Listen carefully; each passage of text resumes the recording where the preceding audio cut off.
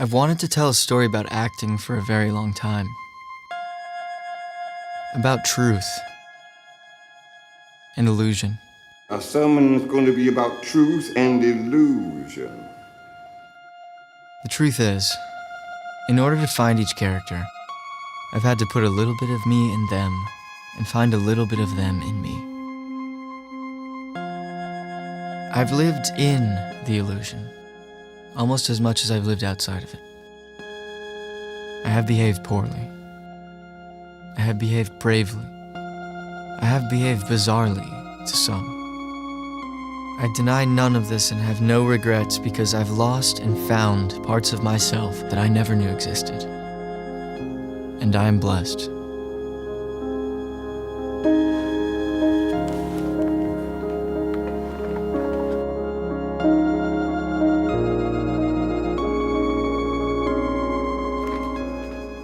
Val Kilmer, the actor best known for his roles in Top Gun, Batman Forever and The Doors, has died at the age of 65. His daughter Mercedes said that the cause of death was pneumonia. Kilmer was diagnosed with throat cancer in 2014 and later recovered after treatment with chemotherapy and trachea surgery that had reduced his ability to speak and breathe.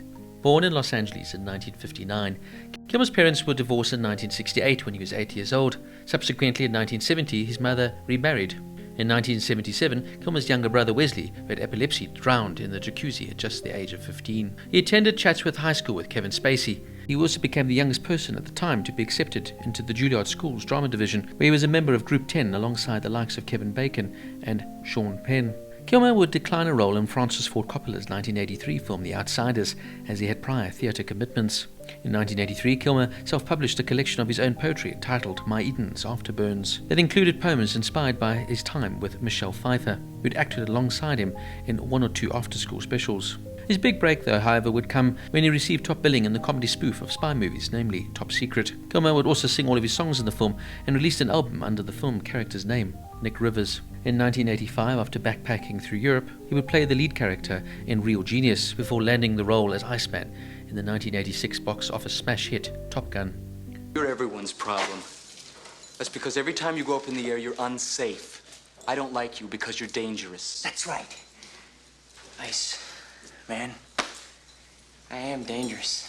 With his star ascended, he took the lead role in Ron Howard and George Lucas's 1988 fantasy film, Willow, where he met his future wife, his co-star Joanne Whalley, with whom he would go on to have 2 children.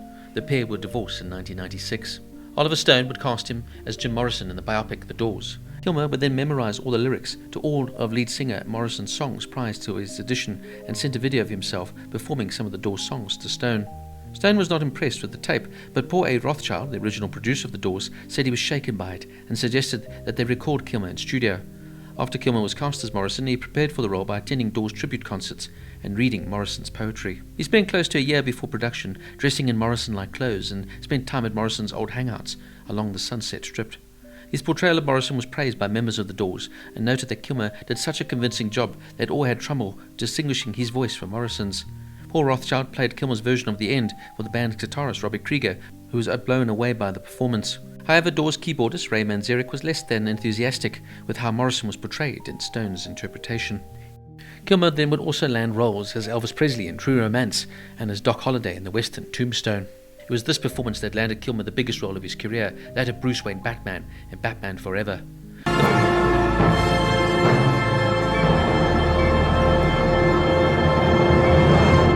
Can I persuade you to take a sandwich with you, sir?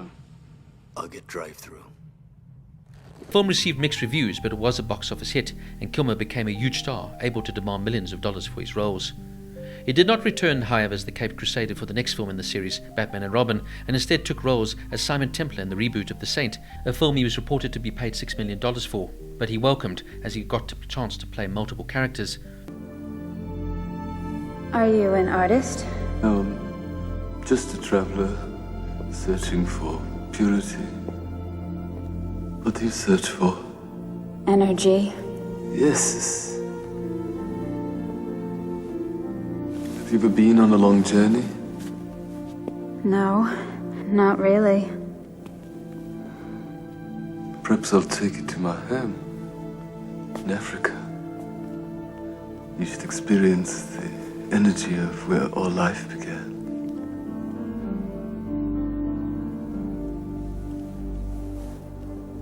Sorry, I'm not very good with people.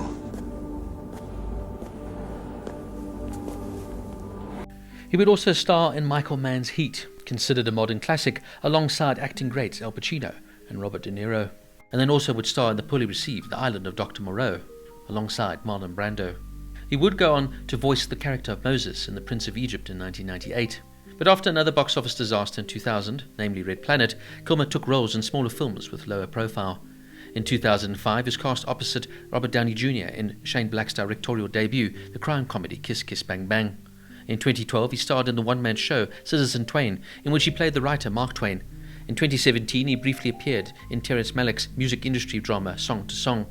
He returned to the role of Iceman in 2022's Top Gun Maverick, in which his character has become the commander of the US Pacific Fleet, with most of his lines delivered by being typed out on a phone. Although there was one emotional scene between Maverick and Iceman, where Kilmer did use his own voice, albeit somewhat digitally edited. The Navy needs Maverick. The kid needs Maverick. That's why I fought for you. That's why you're still here.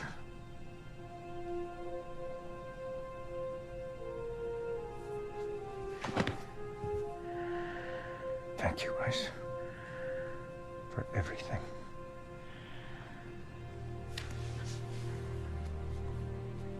One last thing. Who's the better pilot? You or me? This is a nice moment. Let's not ruin it.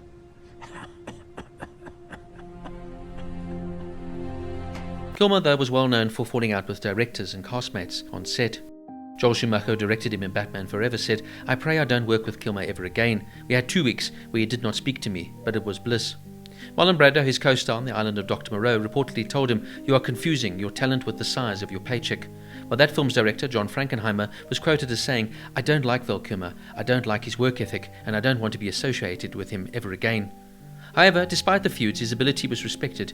Even Schumacher later said he considered Kilmer to be the best Batman, while Irvin Winkler, Kilmer's director at first sight, described working with him as a wonderful experience, alongside his co-star, Mira Serrano, who said he was a complete and utter gentleman.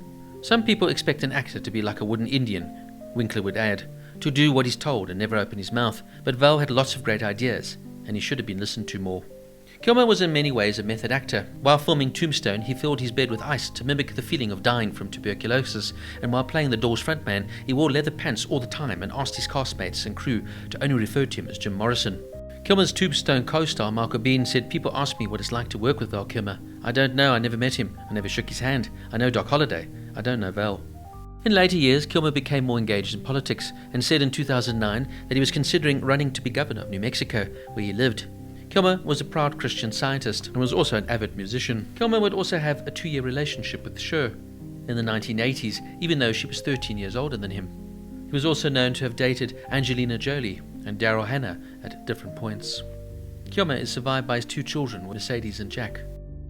He was 65.